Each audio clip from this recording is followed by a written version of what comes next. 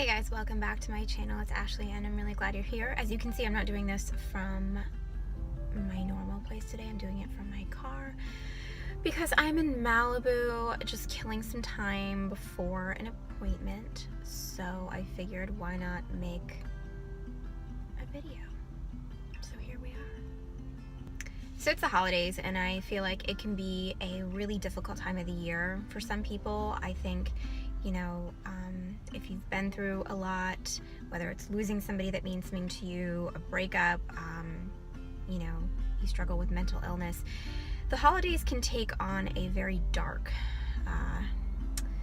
feeling as opposed to the light and happy and festive energy that television commercials would make you think it should be. So if you're one of those people that struggles at this time of the year, then I hope that you can use something from this video to make these times a bit easier on you. I was talking to a good friend of mine on the phone last week and we were having a really real conversation about depression. And she requested that I do a video about ways that I cope with depression, and so that's what we're going to talk about today. These are more just meant to be like temporary fixes for a permanent problem. It's not going to change the fact that you experience hard things or that you're feeling something that's hard. It's going to alleviate the symptoms a little bit. So that's all they're really aiming to do. That's all I'm aiming to do when I do these things. It's not to change anything drastically. It's just to say, okay, well, maybe it can make my time a little bit easier. And I hope it does the same for you. So here's some things that really help me to alleviate some of those symptoms. Do you like my outfit today? A little cash, Malibu cash. So the first thing that's one of my go-tos when it comes to coping with depression or even whatever, anything difficult, is bathing a lot. I know that might sound kind of funny, but there is something incredibly healing and therapeutic about hot water, just about water in general, but more specifically about hot water. I think it goes back to us being in the womb for 9 months. I think it's just very healing and soothing in and of itself, because it's what we were born into. It's what we grew in.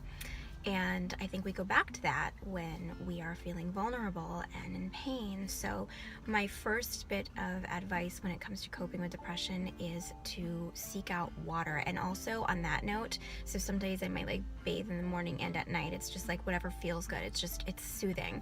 It calms you down. And on that note, also on the water note, make sure that you're hydrated enough.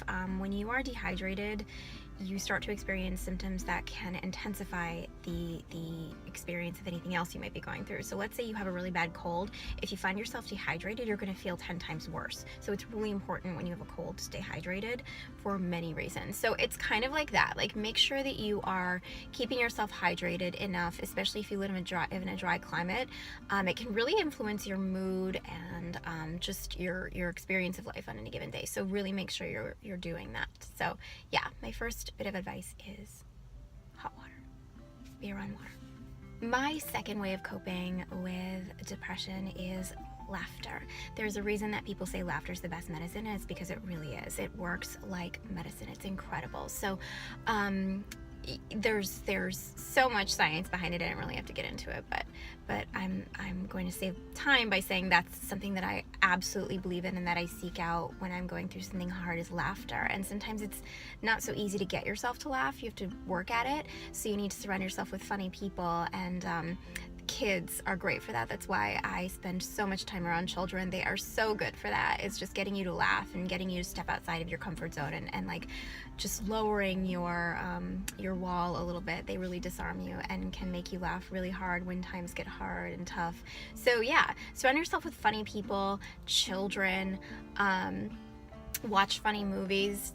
There's a reason Dumb and Dumber is one of my favorite movies in the world, because laughter really is medicine. And you may not feel like laughing, but there's this whole seminar that they do where it's like a laughter seminar. They get you to fake laugh until you're actually laughing, because it is contagious and it does change your biology, if only for the moment. So laughter, the best medicine.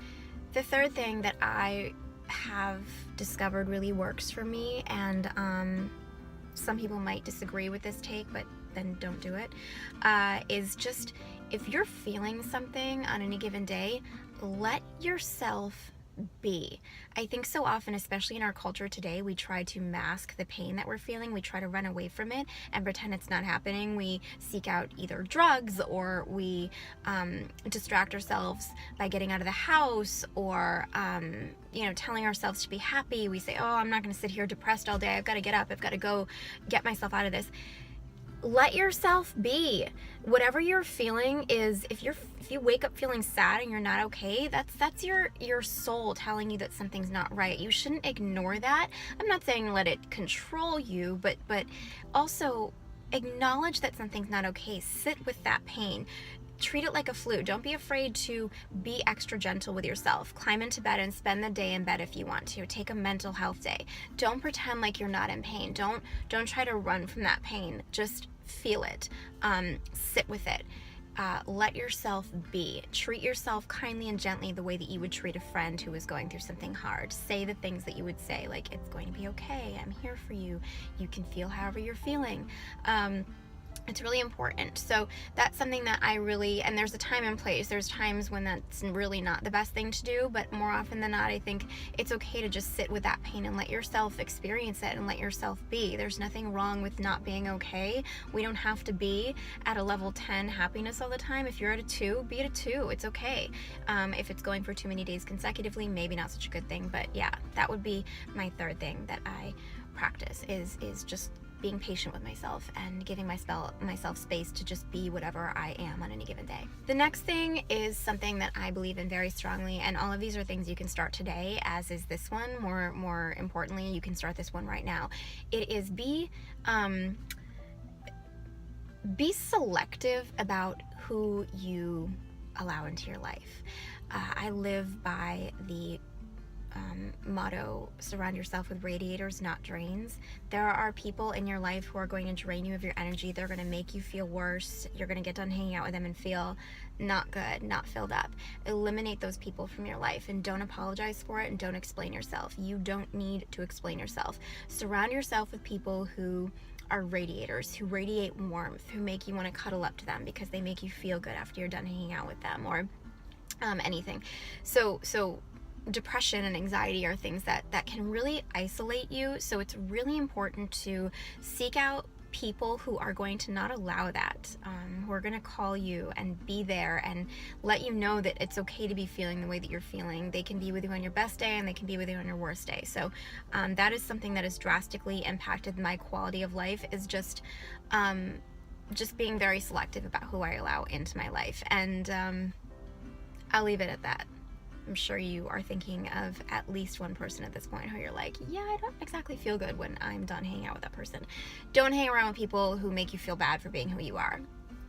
Be around people who love you unconditionally. Enough said. This next one is one that I really have believed in for my whole life, but more specifically it came into even more importance right after my father died, and that's exercise. If you know me, you know that exercise is a huge part of my life. It's I call it my antidepressant, my therapy. It is all of these things and more. It's so important. Your endorphins get kicked in, and that's the happiness that gets kicked in. So it's really important. Right after my dad died, I had my boyfriend at the time show me how to use weights. I had never really used them much before, and I just had him show me certain exercises, and I would just lift and lift and lift and lift and lift, and then run and run and run and run and run until I was so pooped out and tired and drained that I just would collapse in a puddle, and it just did the trick, and it still does the trick. So every time I start feeling myself kind of circling the drain and getting a little bit depressed, I always ask myself first, like, are you getting out enough? Are you exercising enough? Because that sweat is so cathartic. It just purges everything. And lifting those weights, strong body, strong mind, there's such a connection. So I'm a huge believer in that. And again, nobody's going to force you to get out of bed. You got to force yourself to get out of bed. Put your workout clothes on, put your shoes on, walk around the house a few times, and then get out. Even if it's just a walk around your neighborhood, do jumping jacks in your living room, do a workout video that you find on YouTube. They're free. I don't care. Just exercise. It makes a huge difference. My last bit of advice for ways that I cope with depression is find an art. Art is so therapeutic. There's a reason that art therapist is now a career that you can have. It is magic in terms of what it does for our brain. It is such an outlet. You can do it when you're happy, you can do it when you're sad. It is so powerful, and it's something that I highly recommend doing. When it comes to doing art, don't judge yourself, just let yourself do the art. So go out and get some paints, canvases, clay, pencils, watercolors, bake. That's an art form to me. Find an art form, playing the guitar, I don't know. Find an art form and pursue it. Do not judge yourself if you're not good at it. That's not the point. The point of this isn't to be good at it, it's to get something out of you. My favorite thing to do is go get a bunch of clay and just mold the clay. There is something so soothing about molding something and smoothing it and building something, and even if you just crunch it up afterward, it's super, super therapeutic and it's really helpful. So again, leave the judgment at home and find an art form. And if you, I don't believe that no one has an artistic side. I think we all have that side of us, whether you acknowledge it or not. And again, you don't have to be Picasso or Matisse, okay? Like, leave yourself alone. Just find an art form and do it for art's sake. So that would be my last thing that I find is a go-to when I'm not feeling okay. I hope these things are helpful for you. If not all of them, maybe you can use one. And again, these aren't meant to be permanent fixes. They are just temporary things. Think of it like an Advil or Theraflu. It's something to make you feel better at the moment, and you know, meant to be of help. I hope that you can use some of them. If you can't, no harm. Try them. If they work for you, great. If not, nothing lost, nothing gained. So yeah, if you have anything that you want to share, feel free to leave it in the comments below or let me know somehow, because I'm really curious. I think it's important to trade ideas about things that we all do and things that can help. So yeah, this is me coming to you from Malibu, and I gotta get my butt out of this car right now and go get some things done. So I'm gonna leave you guys here, and I'll see you soon.